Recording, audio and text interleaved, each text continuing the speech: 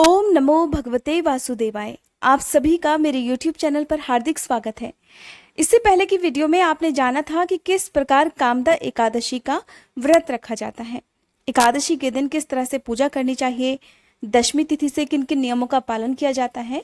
और आज की इस वीडियो में आप जानेंगे एकादशी व्रत के पारण के बारे में, क्योंकि एकादशी का ही व्रत एकमात्र ऐसा व्रत होता है जिसका पारण आपको शुभ मुहूर्त में ही करना होता है। यदि आपको शुभ मुहूर्त की जानकारी ना हो और आपने समय से पहले या बाद में व्रत खोला हो तो फिर उस किए गए व्रत का कोई भी फल आपको प्राप्त नहीं होता है, बल्कि इसका दोष भी लग सकता है। बाकी किसी भी व्रत में आप शुभ मुहूर्त में कभी भी व्रत खोल सकते हैं, लेकिन एकादशी का मुहूर्त यदि बीत जाए तो फिर उसके बाद खोले गए व्रत का पुण्य भी आपको प्राप्त नहीं होता है। और क्योंकि इस बार एकादशी का व्रत ऐसे समय में खोला जाएगा जिसका हो सकता है बहुत से लोगों को पता ना हो, क्योंकि अक्सर सुबह के समय व्रत पारण का मुहूर्त रहता है, लेकिन इस बार सुबह के समय व्रत पारण का मुहूर्त नहीं था, दोपहर के समय व्रत पारण का मुहूर्त है। तो ऐसे में हो सकता है कि आप लोग इस दुविधा में हो कि हमें व्रत कब और किस समय खोलना चाहिए। अगर सुबह के समय मुहूर्त नहीं है तो क्यों नहीं है, पहले तो मैं आपको ये बता दूं कि जब भी द्वादशी तिथि प्रारंभ हुई हो तो उसके शुरुआत के 4 से 5 घंटे जो है वो हरिवासर का समय कहलाते हैं, और इस समय में कभी भी व्रत नहीं खोला जाता है। इस समय आप पूजा तो कर सकते हैं, जैसे द्वादशी तिथि लग गई हो तो आप सुबह के समय पूजा तो कर सकते हैं, और आपको यदि बाहर जाना हो व्रत पारण के समय, आप घर से बाहर हो, घर पर व्रत नहीं खोल सकते, तो आप बाहर जहां कहीं भी हो वहीं से आप व्रत खोल सकते हैं। और दिन भर आप किसी भी समय द्वादशी तिथि को दान दे सकते हैं, यदि आप शुभ मुहूर्त में दान ना दे पाए तो। लेकिन आपको व्रत हमेशा शुभ मुहूर्त में ही खोलना चाहिए, ऐसा एकादशी के अनिवार्य नियमों में कहा गया है। तो पहले जान लेते हैं कि कामदा एकादशी का जो व्रत पारण का मुहूर्त है वो कब से कब तक रहने वाला है। इसके बाद मैं आपको बताऊंगी कि किन चीजों को खाकर एकादशी का व्रत खोलना चाहिए और किन किन बातों का ध्यान इस दिन रखना चाहिए। चैत्र मास के शुक्ल पक्ष की कामदा एकादशी है 12 अप्रैल मंगलवार के दिन, और इसी दिन व्रत भी रखा जाएगा। एकादशी की तिथि प्रारंभ होगी 12 अप्रैल मंगलवार की सुबह 4:31 से, जिसकी समाप्ति होगी 13 अप्रैल बुधवार की सुबह 5:02 पर। द्वादशी तिथि प्रारंभ होगी 13 अप्रैल बुधवार की सुबह 5:03 से, जिसकी समाप्ति हो जाएगी 14 अप्रैल गुरुवार की सुबह 4:50 पर। द्वादशी तिथि को व्रत पारण का शुभ मुहूर्त रहेगा दोपहर 1:31 से शाम 3:50 तक। इसी शुभ मुहूर्त में आप सबको व्रत खोल लेना चाहिए। द्वादशी तिथि को सूर्योदय का समय रहेगा सुबह 6:12 और सूर्यास्त का समय रहेगा शाम 6:42 पर। अब जानते हैं कि एकादशी के दिन किस प्रकार से पूजा करनी चाहिए और किस तरह से व्रत खोलना चाहिए। तो सबसे पहले तो मैं आपको बता दूं कि जिन लोगों ने भी एकादशी का व्रत रखा है उन्हें सुबह हाथ जोड़कर भगवान का ध्यान करते हुए हाथ में जल या पुष्प लेकर द्वादशी तिथि को दान करने का संकल्प भी लेना चाहिए और अपनी सामर्थ्य के अनुसार दान भी करना चाहिए। इसके बाद स्नान आदि से निवृत्त होकर साफ स्वच्छ वस्त्र धारण करें और फिर सूर्य देवता को अर्घ्य देने के साथ ही अपने पितरों का, अपने आराध्य देवी देवताओं का, अपने कुल देवी देवताओं का ध्यान करना चाहिए।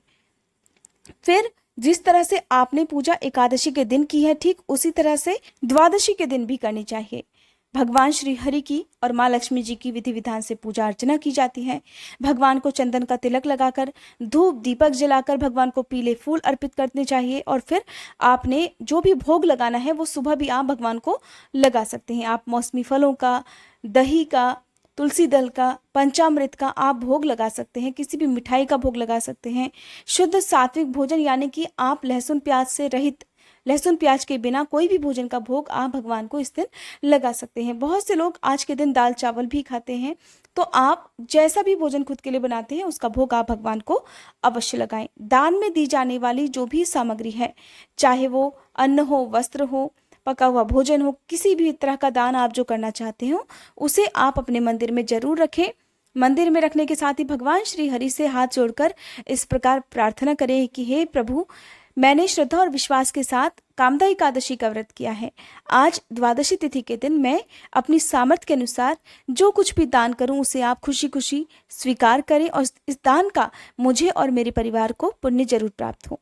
एकादशी का व्रत रखते समय जाने अनजाने में मुझसे कोई भी गलती हुई हो, मैंने कोई भी ऐसा काम किया हो जो नहीं करना चाहिए, उसके लिए हो सके तो मुझे क्षमा कीजिएगा।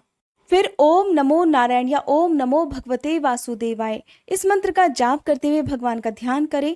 विष्णु चालीसा का पाठ आपको हमेशा, जब भी आप विष्णु भगवान की पूजा करते हैं, किसी भी व्रत में करते हैं, तो आपको जरूर करना चाहिए। विष्णु चालीसा का पाठ, विष्णु सहस्त्र नाम का पाठ आपको दिन भर में सुनना चाहिए। यदि आप खुद कर सके तो अच्छी बात है।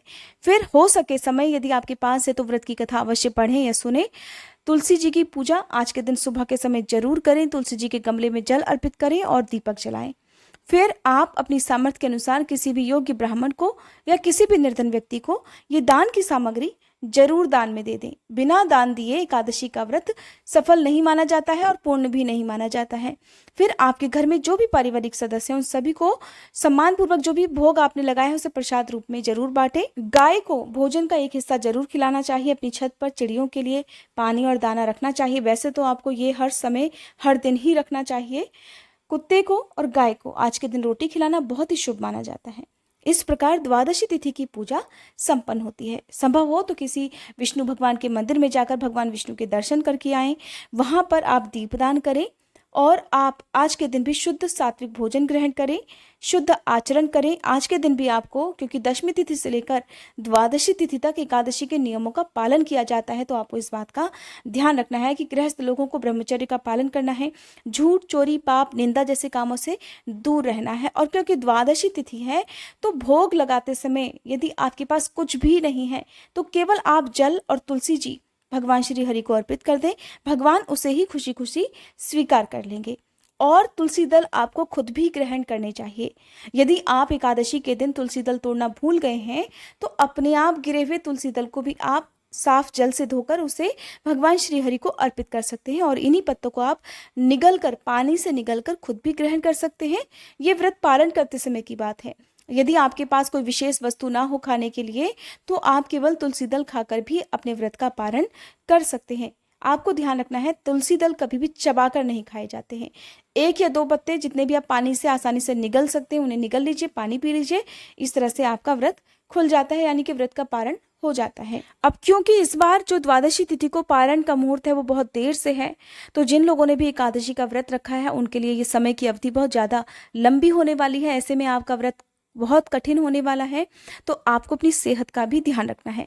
यदि आपकी सामर्थ्य हो तो आप दोपहर पारण तक जिस तरह से भी आपने व्रत रखा है उसी का नियम का पालन करें। और फिर जो लोग दोपहर के समय तक नहीं रह सकते हैं क्योंकि समय की अवधि बहुत ज्यादा है, तो ऐसे में आप फिर हाथ जोड़कर भगवान से क्षमा याचना करते हुए दूध, फल या जूस वगैरह जो कुछ भी लेना चाहें वो ले सकते हैं। उसके बाद आप दोपहर में जो मुहूर्त है उस समय पारण कर सकते हैं। ये थी आज की वीडियो। अगर आपको ये जानकारी पसंद आई हो तो चैनल को सब्सक्राइब करके बेल आइकन प्रेस करना मत भूलिएगा। साथ ही आप आने वाली चैत्र पूर्णिमा को, जिस दिन हनुमान जयंती भी है, हमारे चैनल पर श्री सत्यनारायण भगवान की कथा सुनना मत भूलिएगा।